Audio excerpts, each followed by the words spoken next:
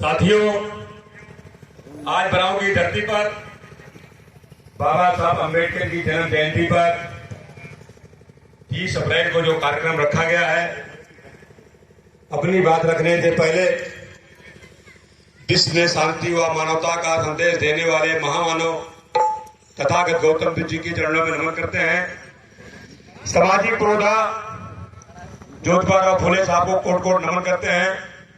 भारत की प्रथम शिक्षिका माता सावित्रीबाई फुले को नमन करते हैं। दूसरी शिक्षिका माता फातिमा सेठी को नमन करते हैं। आरक्षण के जनक कहे जाने वाले छत्रपति साहू जी महाराज को नमन करते हैं। सोती हुई कौम को जगाने वाले मानव काशीराम साहब को नमन करते हैं। रामस्वरूप वर्मा जो हमेशा समाज में नई चेतना पैदा करने वाले, उनको भी कोट कोट नमन करते हैं। समय समय पर जन्मे सभी संतों महापुरुषों के चरणों में नमन करते हैं। आज इनकी जन्म जयंती मनाई जा रही बाबा साहब भीमराव अम्बेडकर, इनको बार बार कोट कोट प्रणाम नमन करते हुए साथियों, आयोजक समिति का बहुत बहुत आभार व धन्यवाद। हमारे सम्मुख बैठे हमारे माता एवं बहने पितातुल बुजुर्गों, सम्मानित साथियों का कोट बहुत बहुत धन्यवाद व आभार करते हुए साथियों, अपनी बात रखना चाहता हूं। आज हमारे अभी गायक महोदय जी बहुत बढ़िया, अरविंद जी बहुत बढ़िया बात रखे, बुद्धम शरणम गच्छामि के ऊपर। अगर यही बात अगर फॉलो हो गई होती 14 अक्टूबर 1956 को बाबा साहब अम्बेडकर ने जब नागपुर की धरती पर किया था, तो आज ये दशा नहीं होती। जुम्मनवादी सामंतवादी के लोग संविधान बदलने की बात करते हैं, इनकी औकात ना होती। जवाब दिया।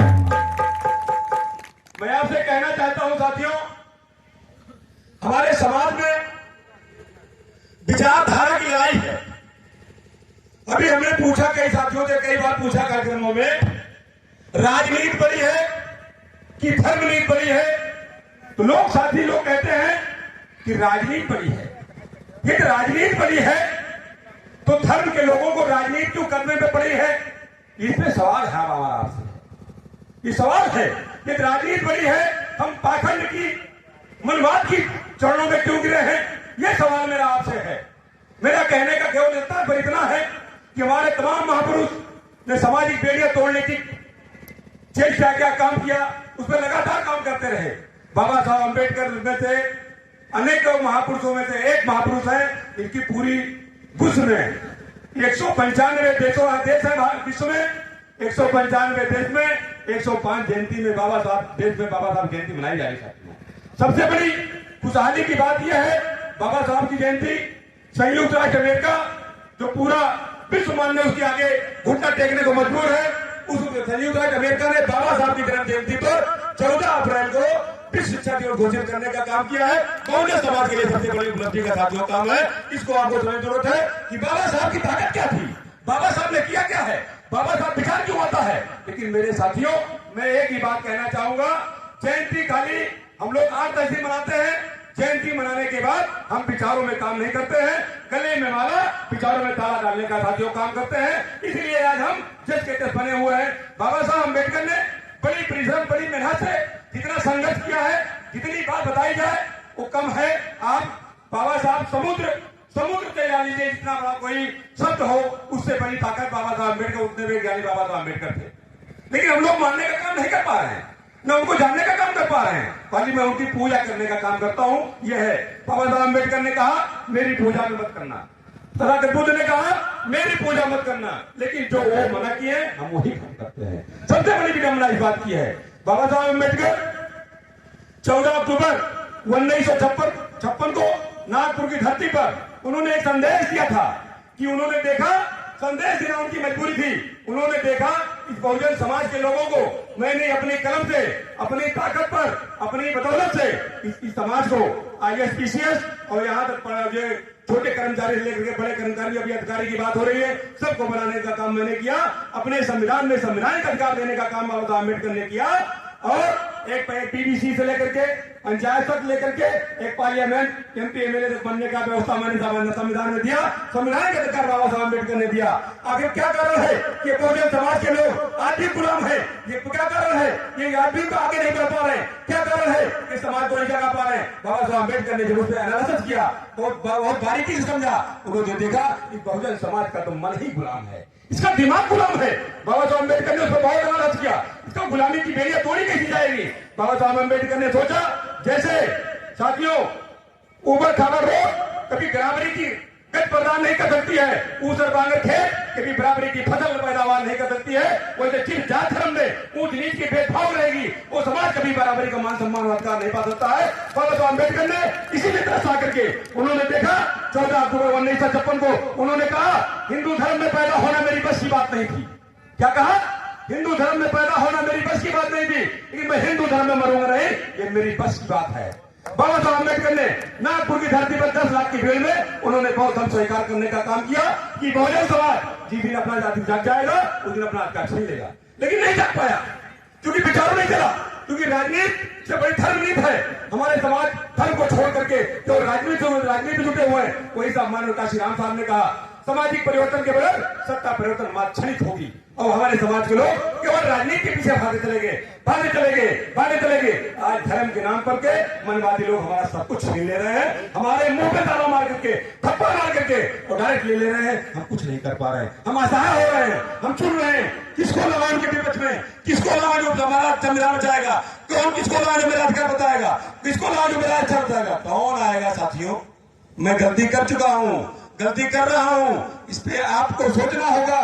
तथागत बाबा साहब अम्बेडकर ने एक नारा लगता है, बाबा साहब की अंतिम इच्छा, बाबा साहब की अंतिम इच्छा बहुत धन की ले लो दीक्षा। बाबा साहब को अम्बेडकर ने आगाह किया था, बताया था इस बहुजन समाज के लोगों को, लेकिन बहुजन समाज के लोगों के कान में जो नहीं रहेगी। उन्होंने कहा मैं बहुत हो जाऊंगा, मैं धर्म ही छोड़ दूंगा, लेकिन धर्म में इसकी एससी एसटी ओबीसी की हिंदू धर्म में कोई औकात नहीं है, कोई औकात नहीं है इसकी। ये केवल वोट देने के लिए हिंदू धर्म के लिए पैदा हुआ है, वोट जैसे धर्म आता है ये शूद्र ही व्यवस्था में आता है, ये नीचे ही रहेगा और नीचे ही रहता है, इसको नीचे ही मानते हैं। मेरा आपसे कहना है बाबा साहब अम्बेडकर के मार्गों में चलना है, इनके रास्ते में चलना है, इनकी बात को माननी पड़ेगी। इनको ना मान करके इनकी आप मानिए, जिस दिन आप इनकी मानेंगे उस दिन आपके तरह के सारे रास्ते खुल जाएंगे। साथियों मेरा आपसे खाली यही गुजारिश है, बाबा साहब अम्बेडकर ने जब देखा, मैंने अपने कलम अपने ताकत से इन तमाम मनवादी व्यवस्था के लोग, ये लोग जो हावी हो गए हैं, ये कैसे हमारे समाज के लोग जान पाएंगे, कैसे जाग पाएंगे। उन्होंने देखा इसका तो मन ही गुलाम है। जब उस पर बाबा साहब अम्बेडकर ने जब बहुत हम स्वीकार किया, तो सबसे बड़ी बात आप जान लीजिए इस बात को, हमारे समाज में शिक्षा की बात करते हैं,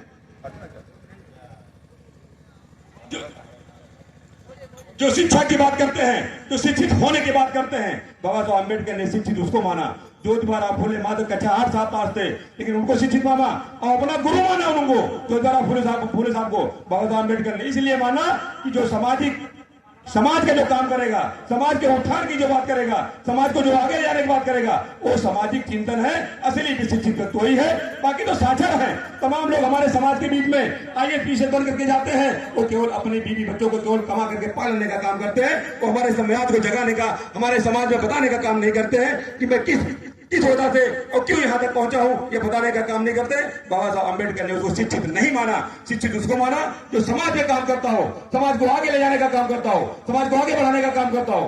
बाबा साहब अम्बेडकर बड़ी चिंता में थे, बड़ी दुर्दर्द थे। आज वोट देने की बात होती है, वोट बेच देने की बात होती है। बाबा साहब अम्बेडकर ने 1932 में कितना मजबूर होकर के कैसे आपके गोलमेज सम्मेलन में आपका वोट का अधिकार लेके आए हैं, इस पे जरा साथियों बाबा साहब अम्बेडकर की बातों को गौर करिए।